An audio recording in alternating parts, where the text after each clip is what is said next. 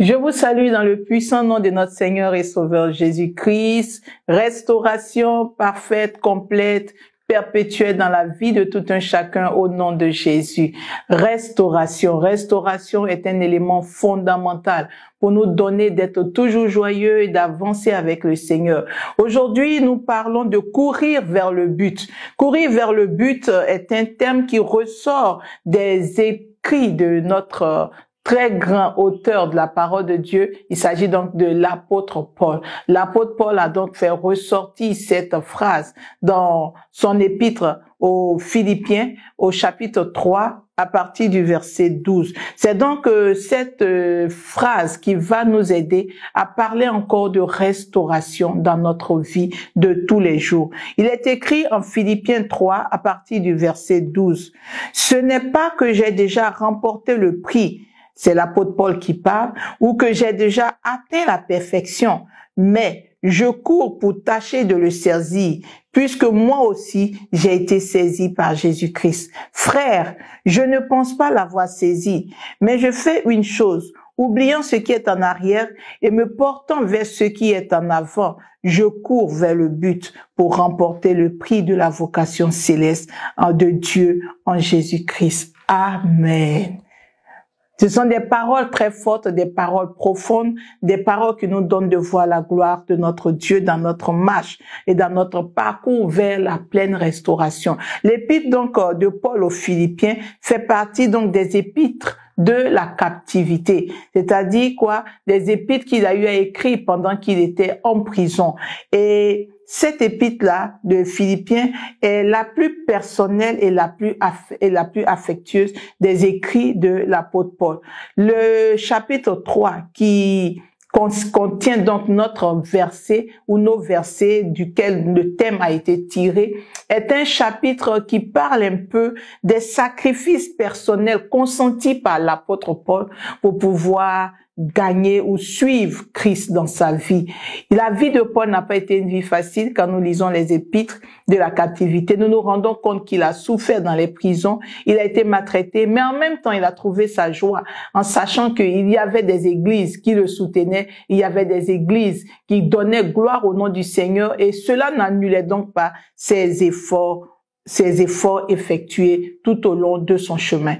En effet, courir vers le but est donc une expression qui traduit ou qui nous donne de voir des sacrifices. Cela exige donc des sacrifices, cela demande donc un prix à payer. Courir vers le but. Dans d'autres passages, il parlera des athlètes qui courent, mais ils courent pour un prix qui est éphémère. Mais lui, il court pour la vocation céleste. Il court pour des choses plus élevées. Il court pour des choses plus grandes.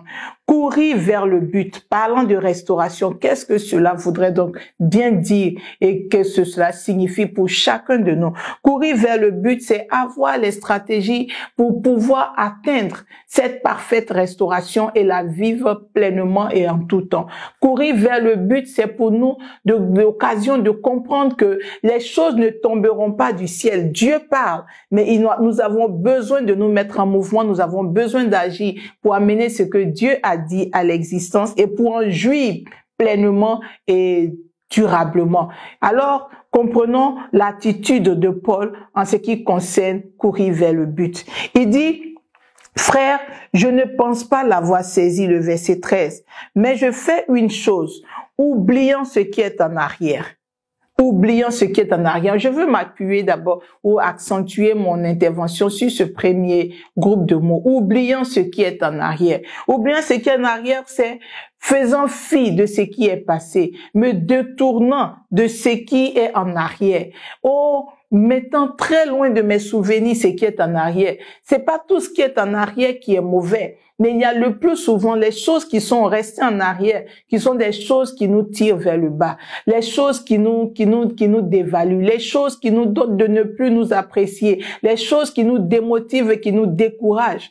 Il y a des choses dans l'arrière-plan qui sont importantes à regarder pour nous donner d'avancer. Mais il y a aussi beaucoup de choses, et c'est notre cas, les choses qui ne nous aident pas à avancer, que nous gardons.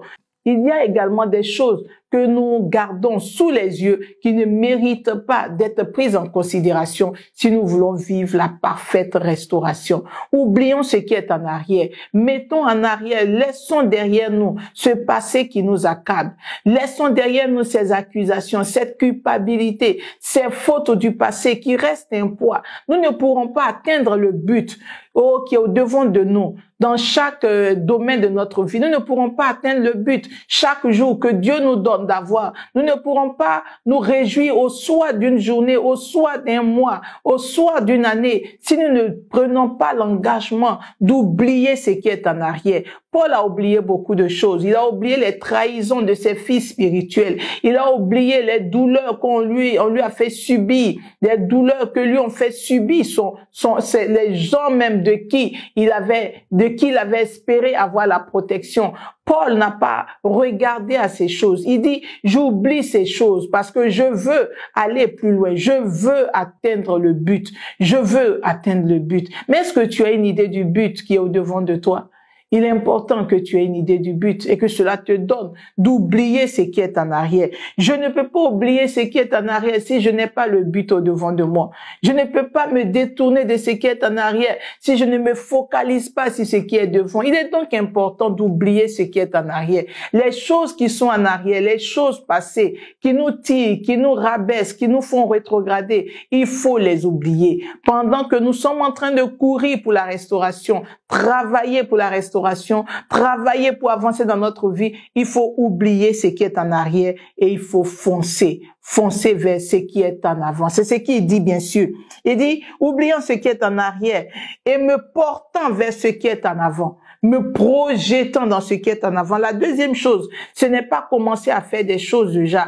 Quand j'ai décidé d'oublier ce qui est en arrière, il faut donc que je focalise ma vue, ma vision sur l'objectif, sur le but à venir, ce qui est en avant. C'est ce qui est en avant qui, entrant en moi, peut m'attirer, peut me motiver, peut me relever quand je suis abattu, peut me donner du courage, du tonus pour avancer. Il faut oublier ce qui est en arrière, mais je peux oublier ce qui est en arrière quand je sais que j'ai des lendemains meilleurs qui sont au devant de moi. Nous avons des choses glorieuses au devant. Arrêtons de passer en revue ces choses qui nous attristent derrière. Arrêtons de refaire passer dans notre cœur, dans notre esprit et tuer notre force à travers les choses qui sont en arrière. Mettons-les vraiment en arrière et gardons les regards sur ce qui est en avant. Oh, gardons les regards sur ce qui est en avant. Profitons de ce que Dieu nous donne devant. Regardons et soyons éblouis par ce qu'il y a de grand au devant de nous. Étienne, pendant que on le lapidait, dans le livre des Actes des Apôtres, la parole de Dieu dit, lorsqu'il a vu ce qui était en avant, la gloire de Dieu, il n'a pas senti les coups. Pendant qu'on le lapidait, on attendait de le voir crier, pleurer, plaider, demander pardon. Étienne, levant les yeux, rendait gloire au Seigneur pour cette gloire qu'il voyait. Il bénissait Dieu pour la gloire qui était devant lui. Est-ce que tu peux regarder la gloire qui est au devant de toi? Est-ce que tu peux te laisser attirer par cette gloire? Cela te donnera de cesser de pleurer. Cela te donnera de ne plus te lamenter. Cela te donnera de ne plus regretter une gloire passée. Cela te donnera de ne plus être en train de repasser dans ton cœur combien de fois tu as été blessé et comment tu comptes te venger. Cela te donnera de prendre des résolutions qui te feront avancer. Se projeter ou se pencher vers l'avenir, vers ce qui est en avant, c'est se projeter dans cet avenir merveilleux, dans cet avenir fait d'espérance que le Seigneur a pour nous. C'est se projeter dans ce futur, c'est être focalisé sur ce but important de votre vie, c'est vous donner la force d'aller de l'avant. Alors, lorsqu'il s'est projeté vers l'avant, il s'est porté vers l'avant, dans le présent et pour tout le restant de sa vie, l'apôtre Paul fait une chose, il court vers le but, il court vers le but, il court vers le but. Il ne court pas de manière hasardeuse. Paul ne court pas ça et là. Paul court vers le but. Lorsqu'il a été appelé par le Seigneur, une mission lui a été confiée, un but à atteindre lui a été confié. Tu es sur la terre, tu as un but à accomplir, tu as une mission que tu dois assumer. Il faut pouvoir garder les regards sur la gloire de cette mission, mais aussi, il faut courir vers ce but-là. Beaucoup, nous sommes distraits, nous courons et nous abandonnons notre course, nous abandonnons notre trajectoire et nous nous occupons de tout ce qui est ça et là. Il faut comprendre que la distraction sur le chemin peut nous disqualifier, peut nous retarder et peut même nous donner d'abandonner. Il est donc important pour nous de nous laisser entraîner dans cette carrière qui est ouverte pour nous donner d'atteindre le but. Il faut courir, il faut travailler continuellement, Courir vers le but, c'est travailler continuellement. Pendant que Paul se retrouve en prison, il n'abandonne pas, que les liens, les chaînes ne pourront pas lui donner de perdre de vue cette gloire que le Seigneur a pour lui. Nous sommes certes prisonniers quelque part, nous sommes enchaînés quelque part, mais notre compréhension de la liberté de notre Dieu, notre compréhension ou notre foi en la parole de Dieu pour nous constitue donc l'élément qui nous donne d'être libres. Si le Fils vous a franchi, vous êtes réellement libre. Le monde peut imposer des chaînes, le monde peut imposer des limites, mais si Christ vous a franchi, vous êtes réellement libre. Vous ne serez plus sous le joug d'un homme, vous ne serez plus sous le joug d'un système, mais vous êtes libre pour avancer. Cours vers le but. Cours vers le but. Sois déterminé. Lance-toi dans cette carrière. Cours vers le but. C'est travail continuellement. Continue de te battre. Continue de te battre. Bats-toi de manière objective. Poursuis le bon combat. Bats-toi de manière objective. N'abandonne pas. Courir vers le but, c'est ne pas laisser les choses en route. Courir vers le but, c'est ne pas abandonner en si bon chemin. Courir vers le but, c'est prendre le courage, la détermination et foncer droit. Courir vers le but, c'est aller jusqu'à ce que Dieu nous dise, bon et fidèle serviteur. Courir vers le but, courir vers le but, cours vers le but. Le Seigneur t'attend au bout pour te féliciter. Il t'attend au bout pour donner gloire à son nom dans ta vie. Alors ne t'arrête pas. Continue de courir et le nom du Seigneur sera glorifié dans ta vie.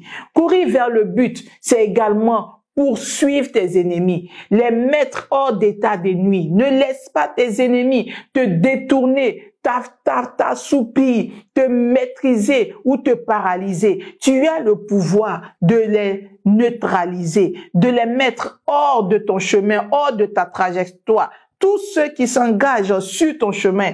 Le psaume 18, verset 37 pour certains et 38 pour d'autres nous dit, « Je poursuis mes ennemis, je les atteins, et je ne reviens pas avant de les avoir anéantis. Je les brise, et ils ne peuvent se relever. Ils tombent sous mes pieds. Tu me ceins de force pour le combat.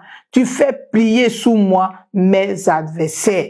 Tu fais tourner le dos à mes ennemis devant moi et j'extermine ceux qui me haïssent. » C'est une parole forte pour te dire que tu as le pouvoir sur tes ennemis. Tu ne devrais pas arrêter de courir vers le but parce qu'un ennemi s'est dressé au devant de toi. Si tu as poursuivi hier, la parole de Dieu te dit que tu dois le poursuivre maintenant. Poursuivre tes ennemis. Poursuivre ceux qui t'ont poursuivi. Poursuis-les et mets-les en déroute. Poursuis-les jusqu'à ce que tu les aies atteints. Lorsque tu les atteins, qu'ils tombent sous ton pouvoir, que tu les gardes sous tes pieds, que tu leur donnes de comprendre que leur pouvoir sur ta vie, dans tes voies, ce pouvoir est anéanti et est terminé. Courir vers le but, c'est prendre le dessus sur ses adversaires. Courir vers le but, c'est être victorieux dans les combats. Notre Seigneur est avec nous. Nous remporterons les grandes victoires. Et c'est la raison pour laquelle comprends que Paul a remporté la victoire. Il pouvait dire au soir de sa vie, j'ai combattu le bon combat. J'ai achevé la course. J'ai gardé la foi. Désormais, la couronne de justice, la couronne de vie m'est réservée.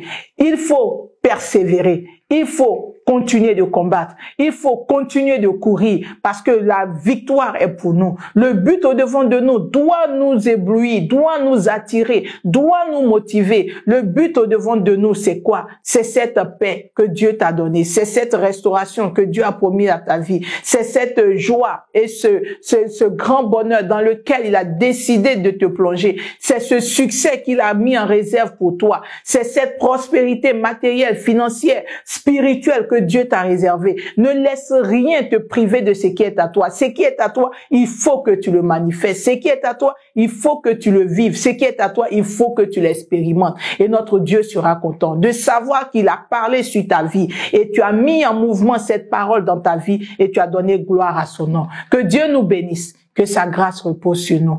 Courons vers le but. Ne nous laissons plus distraits. Ne nous laissons plus détourner. Courons vers le but. Ne nous décourageons pas en chemin. N'abandonnons pas la course. Courons vers le but. Ne laissons pas nos ennemis prendre possession de ce qui est à nous et triompher de notre vie. Courons vers le but, c'est que demeurons dans la victoire. Chaque jour, travaillons de mieux en mieux à notre victoire. Travaillons de mieux en mieux à notre succès. Travaillons de mieux en mieux à l'assainissement ou à la restauration de nos vies. Et Dieu sera toujours glorifié. Que la grâce de Dieu repose sur vous. Que sa bonne main vous soutienne et vous garde et vous soutienne dans cette course. Que sa bonne main vous accompagne de manière triomphale et victorieuse dans cette course vers le but. Que le nom de Dieu. Vous avez été béni par cette vidéo donnée à une personne de savoir qu'elle doit plus rester passive et qu'elle doit courir vers son but. C'est pourquoi partagez-la.